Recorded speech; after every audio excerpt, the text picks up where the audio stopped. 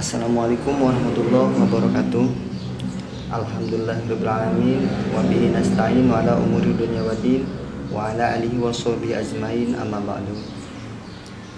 Para jamaah sadaya, dina waktu ayeuna nyaeta kangge acara Bahsul Masail.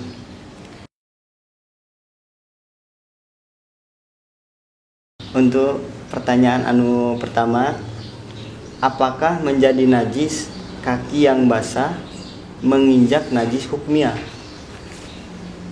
Assalamualaikum warahmatullahi wabarakatuh.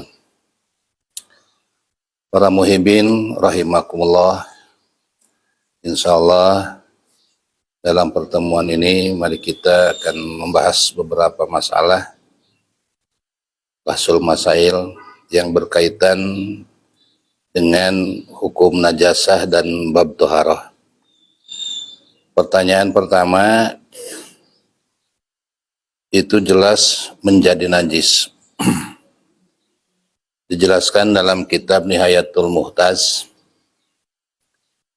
juz pertama, halaman 257 sampai 258.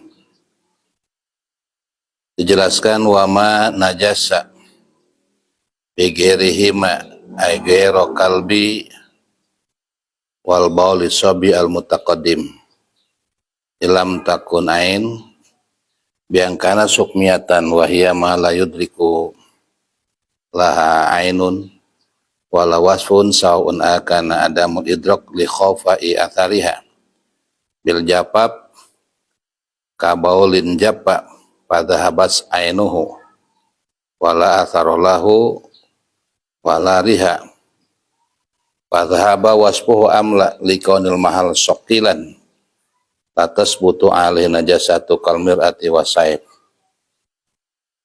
apa jaryul may alih.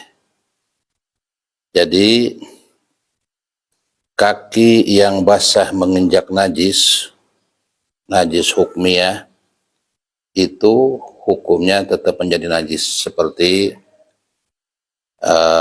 kita setelah ngambil air wudhu di keramik atau di tempat tersebut ada salah satu air kencing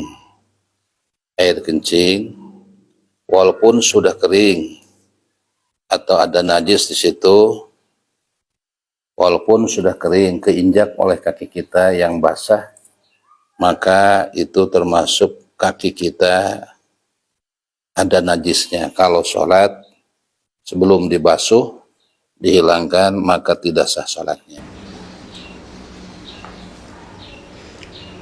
Pertanyaan nomor kedua, bagaimana hukumnya membuat masjid dengan batu bata yang bahannya bercampur dengan najis?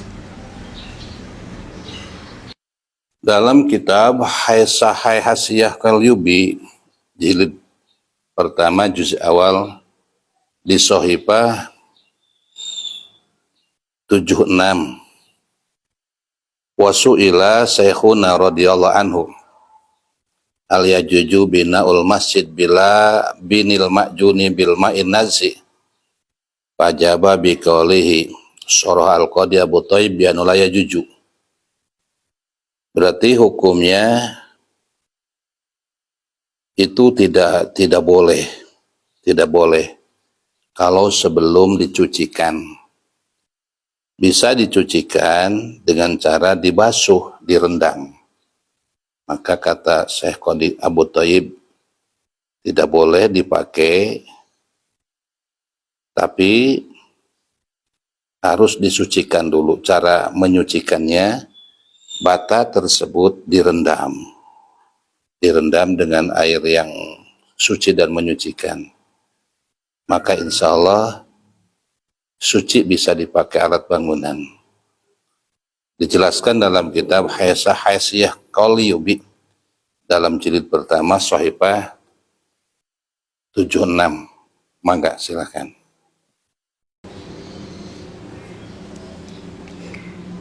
Pertanyaan nomor ketiga, bagaimana hukumnya membuka Al-Quran dengan ujung jari yang dibasahi dengan ludah?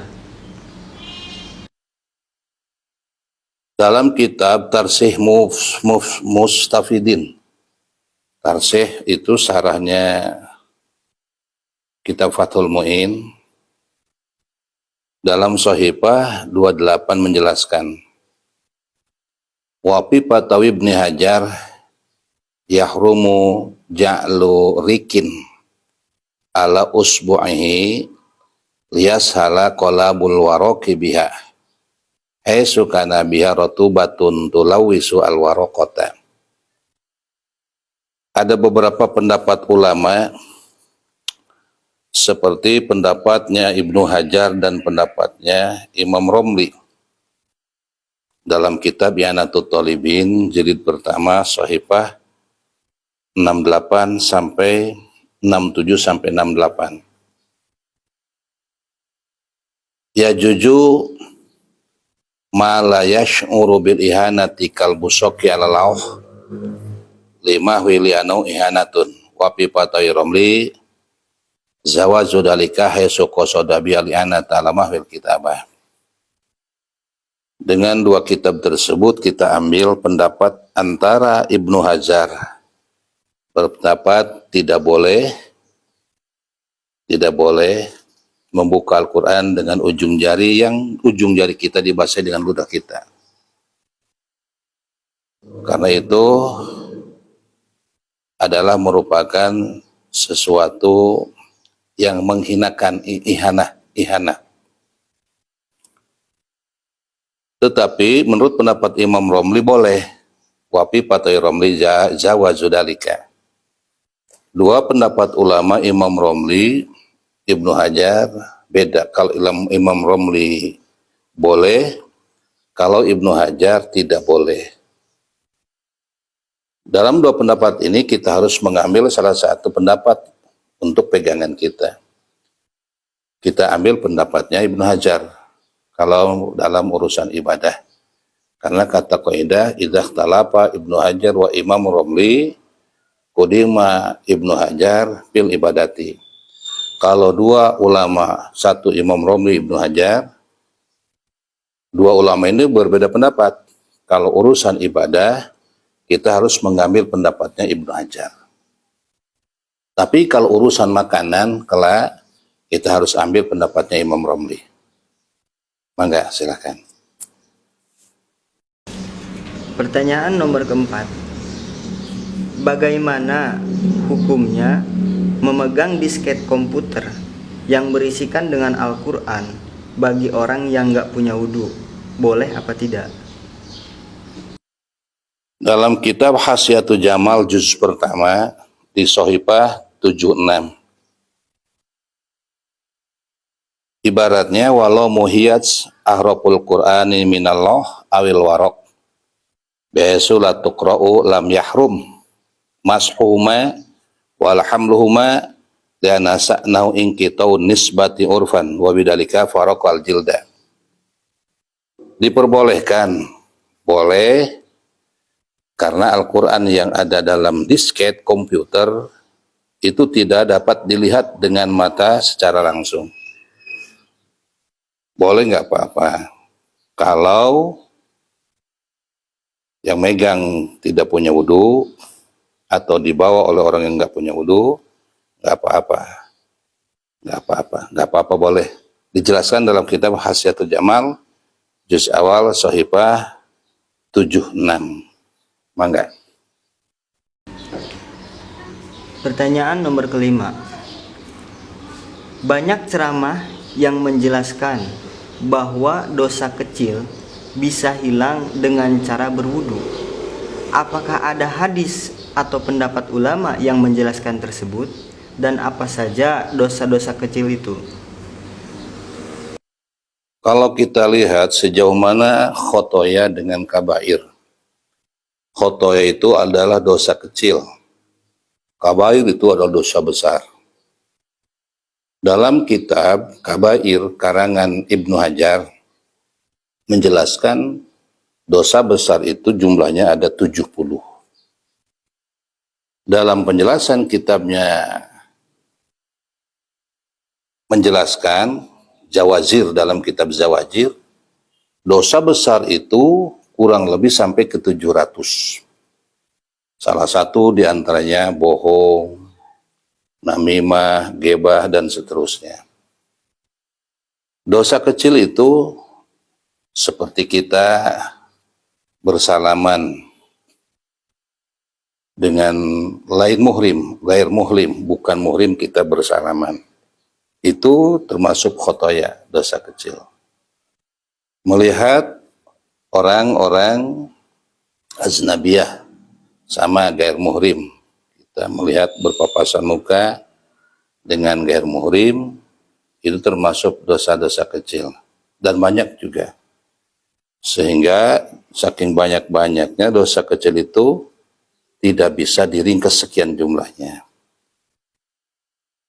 Dalam hadis menjelaskan, waqala alaihi salam, idza tawaddo'a al-'abdu al-muslim fatamadmadahu kharajat al-khotoya min bihi wa idza stansara kharajat khotoya min unfihi wa idza ghusala wajhahu kharajat khotoya min wajhihi, dan seterusnya. Apabila kita berwudu, begitu air wudu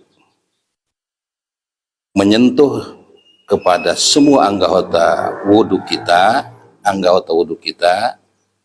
maka semuanya khotoya yang berkaitan dengan mulut, dengan hidung, dengan tangan, dengan pendengaran, dan semuanya, dengan kaki, maka hanyutlah dosa khotoya, dosa kecil tersebut terbawa oleh air wudu.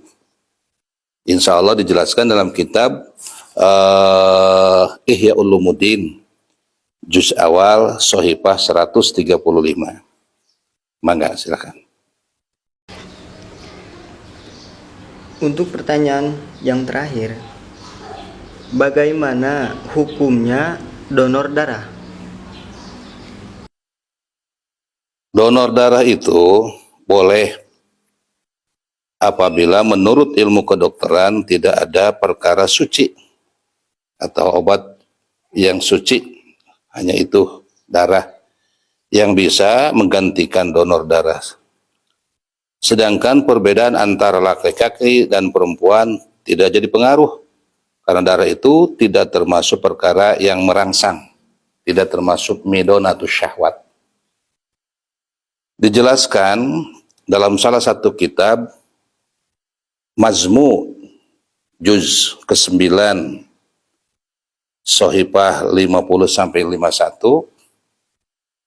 sarahnya Muhadab, dalam juz ke-9 dijelaskan wa amma tadawi bin najasati ghairil khamri fa huwa jaizun sawaun fihi jami'un najasati ghairil muskir hadha huwal madhhab wal mansus ila anqala wa inna ma yajuju atau dawi bin najasati idza lam yajid tahiran yaqumu maqamaha ila anqala qala ashabuna wa inna ma yajuju dalika idza kana al mutadawi arifan bitabbi ya'rifu an la yaqumu ghairu hadza maqamah au akhbarahu bidalika tabibun muslimun adlun. Jadi boleh donor darah, enggak apa-apa. Dijelaskan dalam kitab Al-Mazmu juz ke-9 Sohifah 50-51, yaitu sarahnya Muhadzab. Cukup sekian, insya Allah di lain kesempatan kita sambung lagi. Mudah-mudahan ada manfaatnya. Assalamualaikum warahmatullahi wabarakatuh.